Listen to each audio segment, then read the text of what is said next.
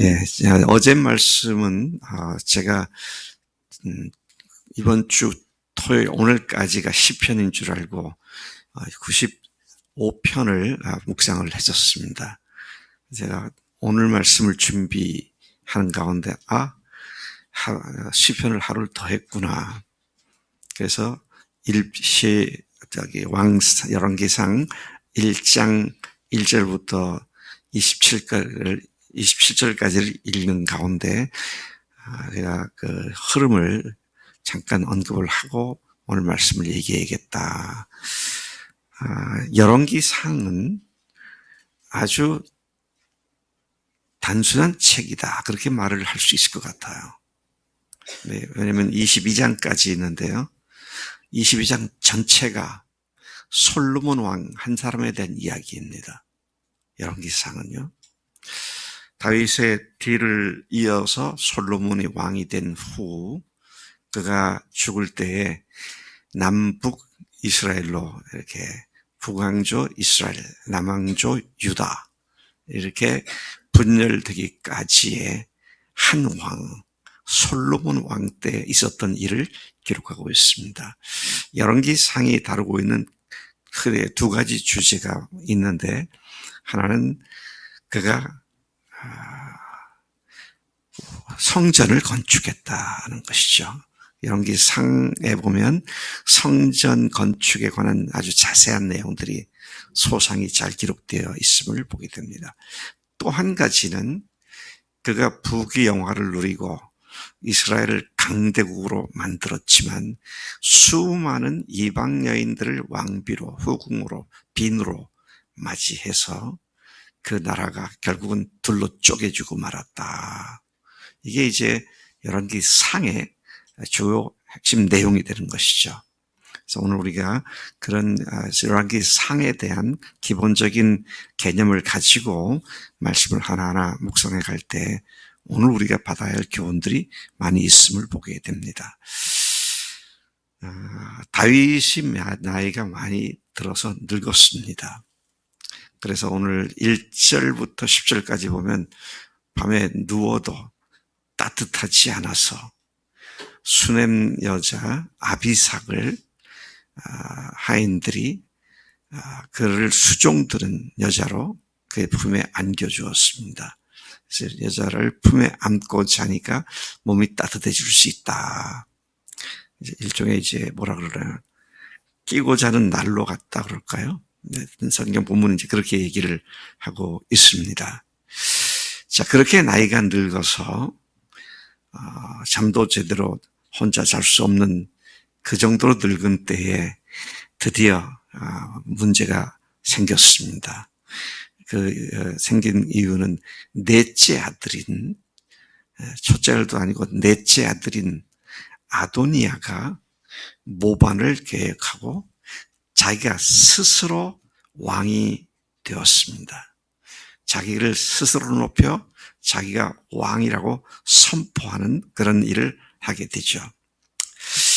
자, 근데 거기에 혼자 그렇게 한 게 아니라 그쪽에 편을 붙은 다윗의 오른팔 역할을 했던 요압 장군이 거기에 주군으로 이렇게 붙어서 그 일을 하게 되었던 것이죠. 근데 다윗의 아도니아에 관한 성경의 언급은 그는 용모가 준수했다. 아버지로부터 한 번도 책망받을 일이 없던 사람이었다. 잘생겼고 반듯한 사람이었다. 그렇게 말을 합니다. 이 말을 가만히 묵상해 보면 그는 모범생이었다. 모범생들이 문제가 돼요. 자기의 모범된 것을 의로 여기고 그것을 가지고 자기를 스스로 높이는 교만에 빠질 수 있기 때문에 참 모범생들이 또 조심해야 할 것들은 이런 것이다. 여러분들이 알다시피 다윗에게 모반을 했던 압살롬 있잖아요.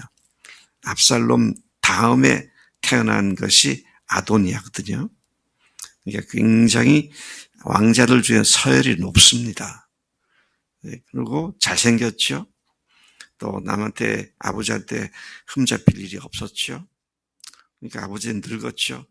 그럼 나구나. 다음은 나구나. 이런 결론을 내리고 스스로를 높이는 것이죠. 자기를 스스로 높이는 것이 마귀의 본질이지 않습니까? 스스로 하나님의 자리에 올라가는 것.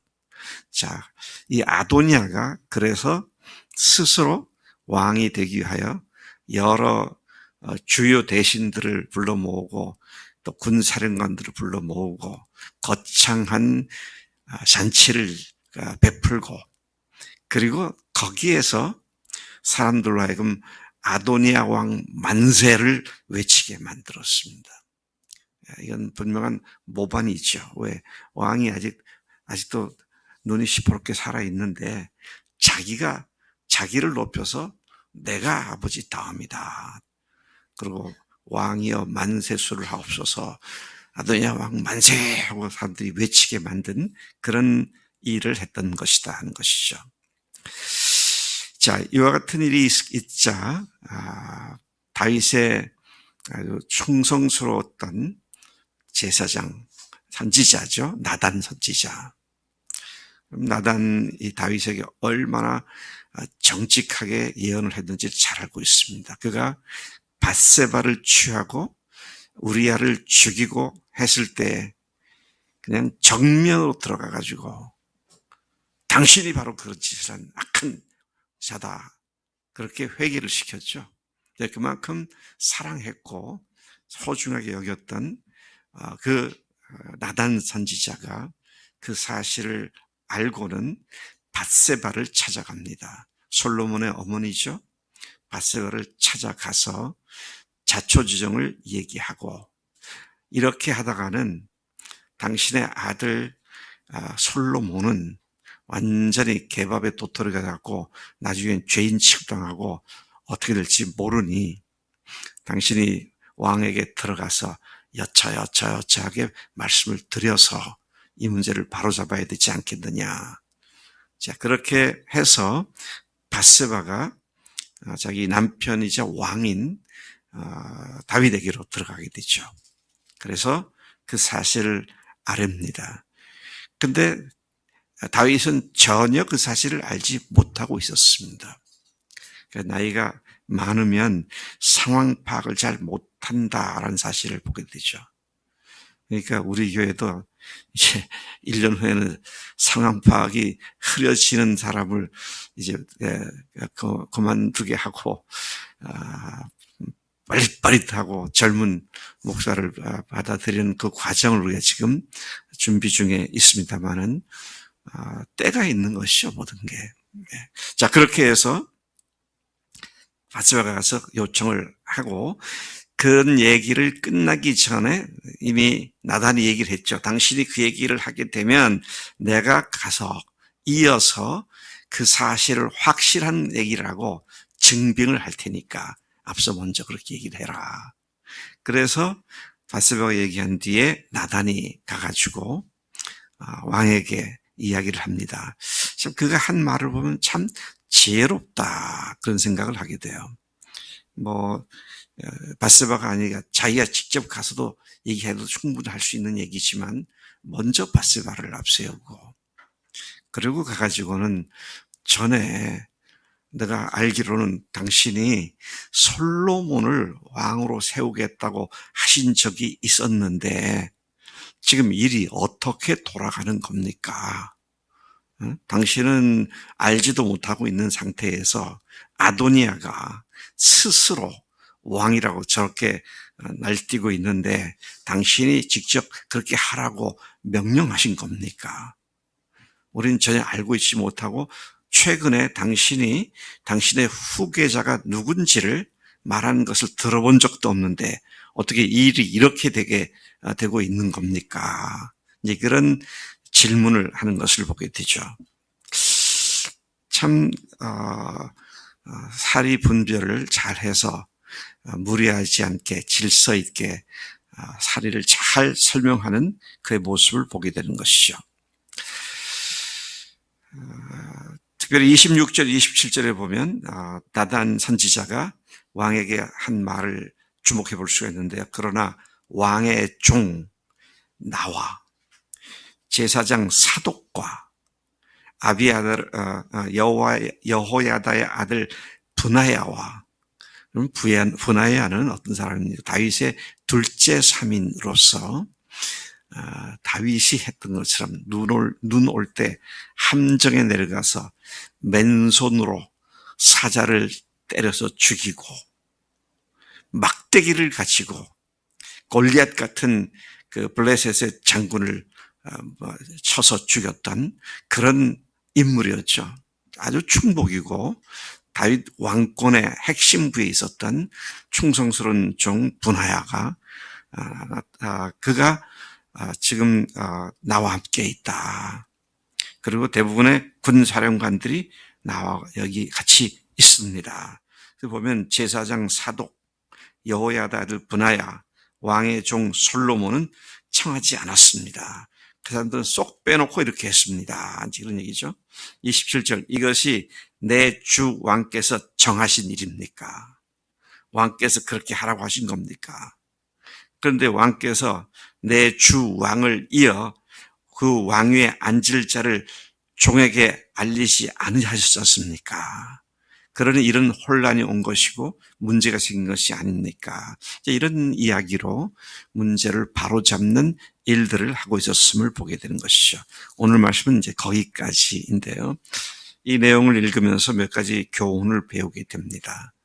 첫째는 리더십의 이어짐은 어떤 누구의 교만함이나 개인적인 이득을 생각해서 하는 것이 아니다라는 것이죠. 교만함이란 자기 스스로를 높이는 일로서 자기가 주인된 상태에서 모든 것을 자기 생각대로 이끌어가는 것을 말하는 것이죠. 왕이 되는 그 사람뿐만 아니라 그를 옹유했을 때 내게 어떤 유익이 있을까를 생각하는 사람들, 다 이런 것들을 얘기하는 것을 생각하게 되죠. 자, 우리가 이제 1년도 안 남았습니다.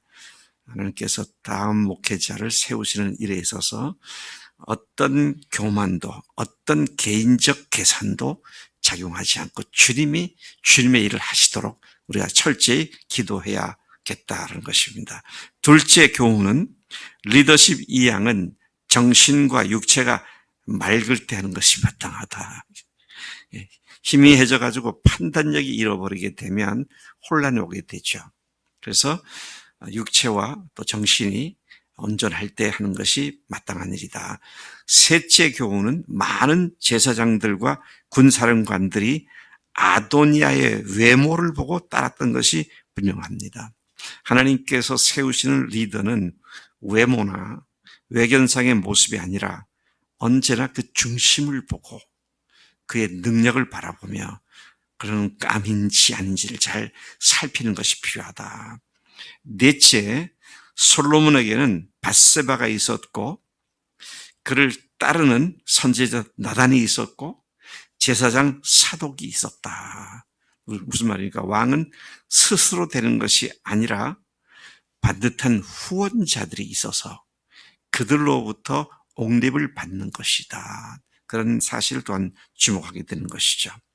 다섯 번째, 왕비 밧세바나 선지자 나단은 왕의 권위를 철저히 인정했고 그 권위 하에 이 모든 것들을 무리하지 않고 순조롭게 순리대로 그 권위를 받들고 이런 일을 했다는 사실이죠.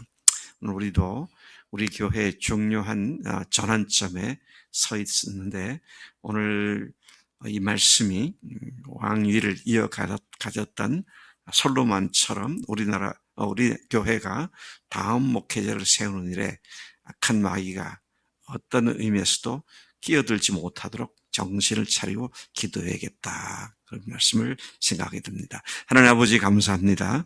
주님께서 다윗의 뒤를 이을 솔로몬 왕을 세우는 과정에 밧세바와 또 선지자 나단과 또 분하야와 또 많은 군사령관들을 사용하신 것을 보게 됩니다. 하나님, 오늘도 우리도 우리 교회 목회자나 또 앞으로 목장의 목자들이나 예비 목자들이나 1:1 양육자들 하나님께서 세우실 때 하나님의 권위가 인정되어지고 하나님의 권위가 앞서서 행하시는 그 놀라운 일들이 되도록 역사하실 줄로 믿습니다. 온전히 주께 의탁드립니다. 저희 기도하며 이 일을 준비하고 있고 또 계속 준비하는 중에 있습니다. 역사해 주시고 악한 마귀가 일절 틈타지 못하도록 붙잡아 주장해 주실 줄로 믿습니다. 감사하고 예수님의 이름으로 기도로 쌉나이다. 아멘. 아멘.